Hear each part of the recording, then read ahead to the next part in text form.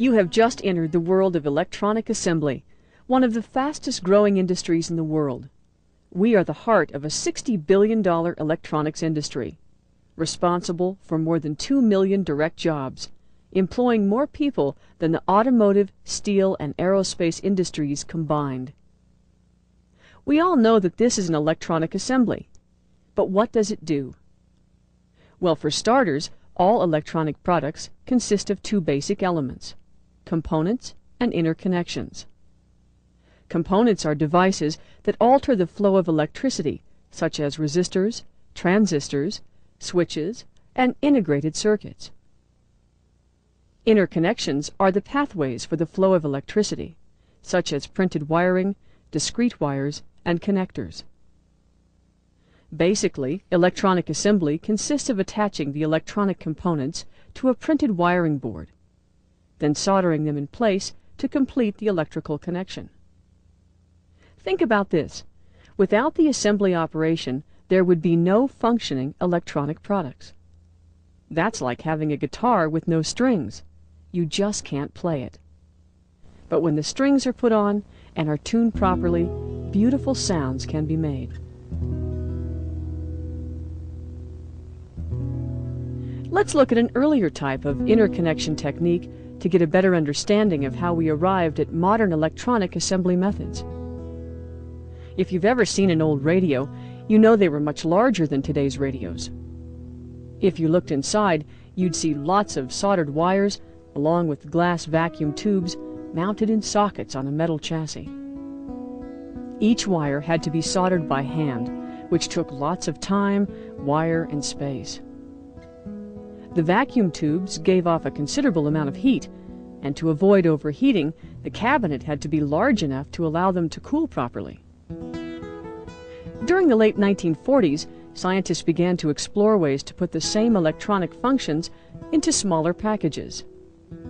Through this process, the transistor was developed to replace tubes, and the jumble of wires, in most instances, gave way to the printed wiring board, or printed circuit board. Here's what the assembly process looked like several years later. The component leads were inserted into the holes of a printed wiring board and joined with solder to form an electrical connection.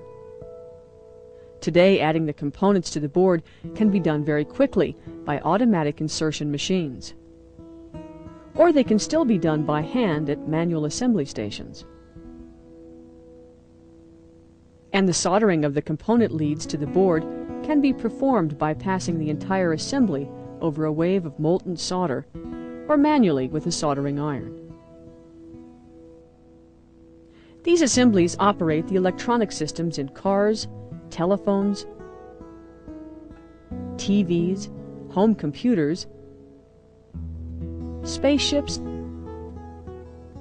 and countless other products.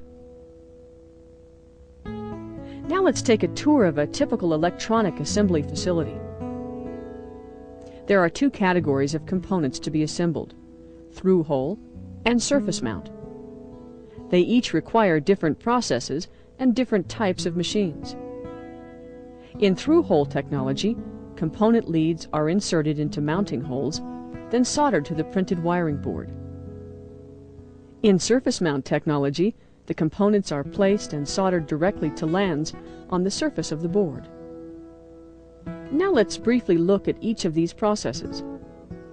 In through-hole assembly, automatic insertion machines make it possible to insert many components onto a circuit board in a very short time. Depending on the type of components, different types of automatic inserters may be used. The assembled boards are then passed through a wave soldering machine.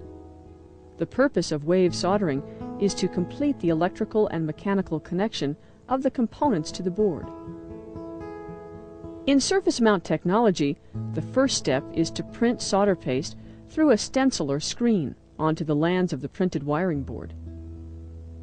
The components are then automatically placed onto the lands containing solder paste. The components are now soldered to the lands in a reflow oven, which melts the solder paste to form the interconnections. Many assemblies contain both through-hole and surface mount components, and will undergo both wave and reflow soldering. The assemblies are usually cleaned to remove any flux residues which can degrade the assembly if they are left on. When companies use low residue fluxes, the cleaning operation may not be necessary. A visual and/or microscopic inspection is often done to identify areas where there is not enough solder, where there is bridging between the solder joints or other soldering defects. These conditions can then be manually corrected at a rework station. There are manual insertion stations for certain kinds of components that can't be attached by the automatic insertion machines. There are also special components that will require hand soldering. The fully assembled boards are then tested for correct component installation and that all the electronic components are functioning properly. For some applications, the assemblies that pass these tests are conformally coated to protect them from dust, dirt, and moisture. The completed boards are eventually installed in the products they were designed for.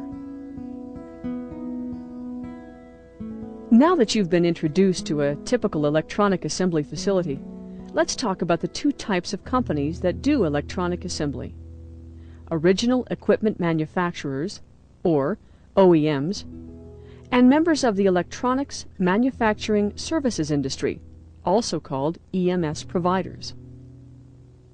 OEMs are companies that design and manufacture their own electronic products. In the majority of cases, these companies do all or some of the electronic assembly work themselves.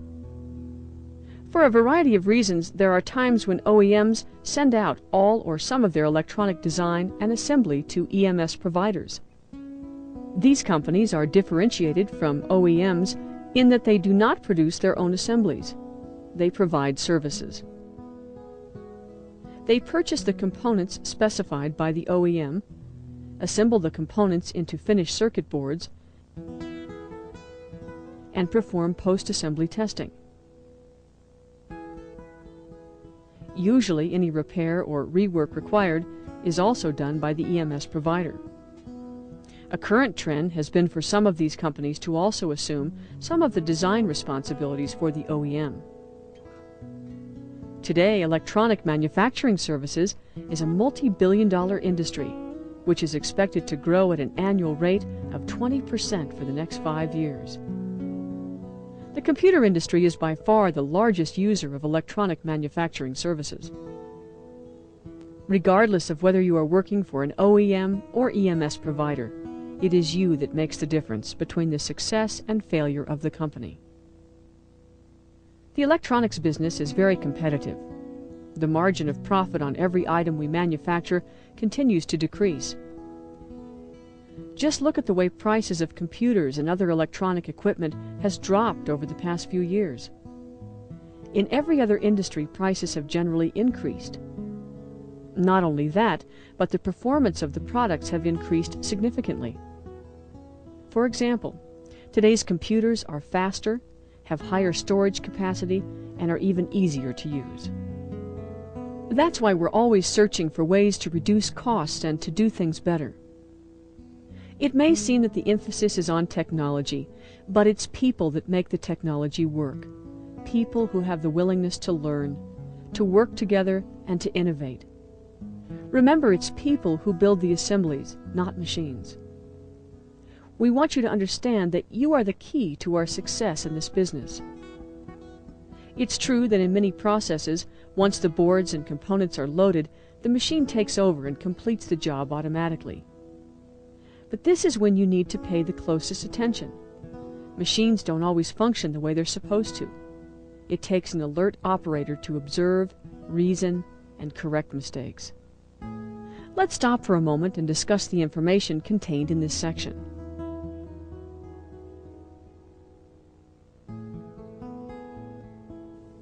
Now let's take a look at some general topics regarding your employment in the assembly operations. An important part of your work involves communication with your supervisor. While you are being taught about your job, there will be a lot to learn and remember. Your supervisor is there to answer questions. Even an experienced operator never hesitates to call the supervisor or other team members for a consultation if there is any confusion about instructions or performing a particular step. Asking questions shows that you care. Asking that question may save an assembly from expensive rework or even from becoming scrapped. Also, whenever you have an idea about how something can be improved, you are encouraged to share that with your team members, supervisors, or managers as appropriate. They value your opinions and observations. Almost all companies have standard operating procedures for all of the electronic assembly processes. There is documentation that tells you what you need to know for each process step.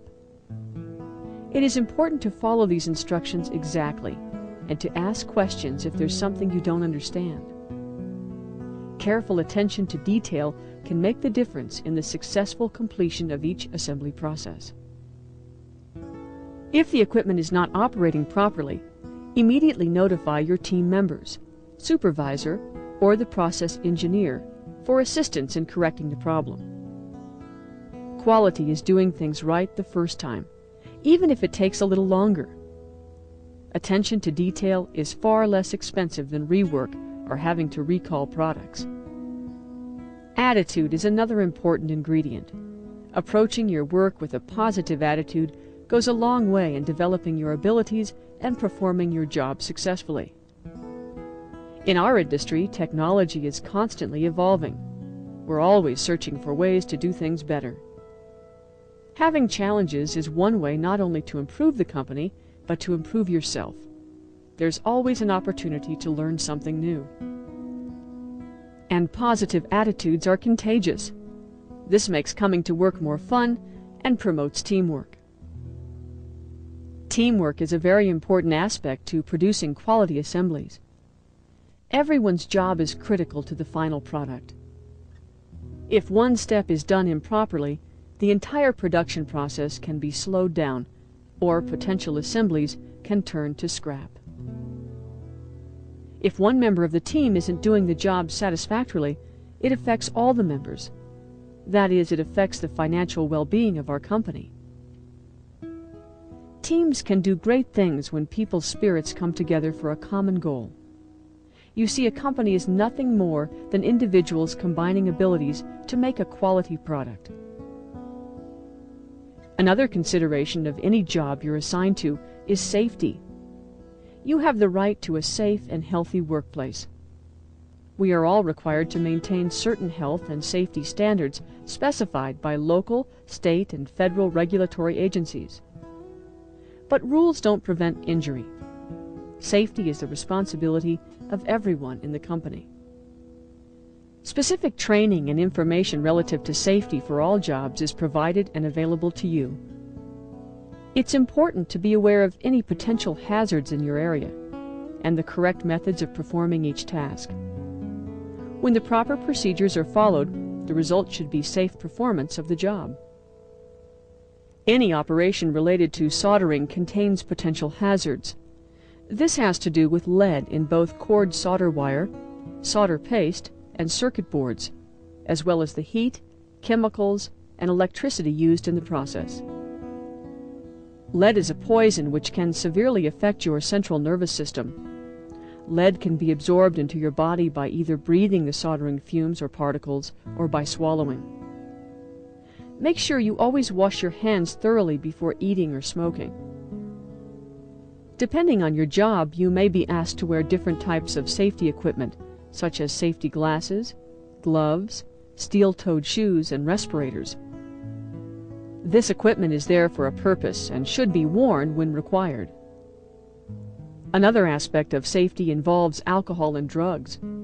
One recent study revealed that 40% of industrial injuries are drug and alcohol related. You may be working with potentially hazardous materials and equipment. Your judgment and abilities must not be impaired for your safety and the safety of those around you. Drugs and alcohol have no place on the job. Another concern in electronic assembly is the handling of the bare boards, components, and finished assemblies. boards and finished assemblies should only be handled by the edges. Residues of oils and salts from your hands can cause contamination in the circuit areas and ruin the solderability of a circuit board.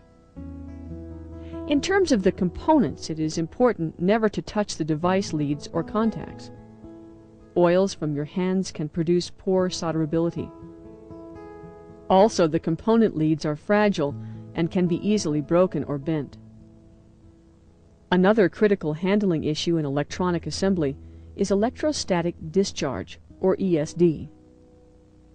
ESD occurs when static electricity from your body comes in contact with and is discharged into an electronic component. This electricity can degrade or destroy the functionality of some types of components. To prevent ESD, you must always wear wrist and/or heel straps when working on electronic assemblies. Also, grounded workstations and static dissipative mats and work surfaces will help to protect the assemblies.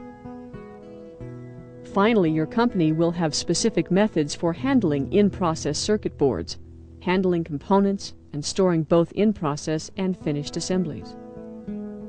The more care you take in handling these materials, the less scrap there'll be.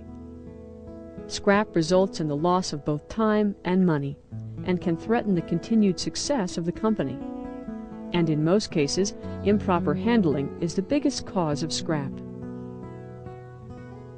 During this orientation, you were introduced to electronic assembly as part of the $60 billion electronics industry. You were shown the technologies that make up a typical electronic assembly facility. You were informed about the two different types of companies performing electronic assembly: OEMs and EMS providers. And most importantly, you should now realize how vital you are to our company's continued success. Please remember to follow all of the procedures and instructions, and ask questions when there's something you don't understand.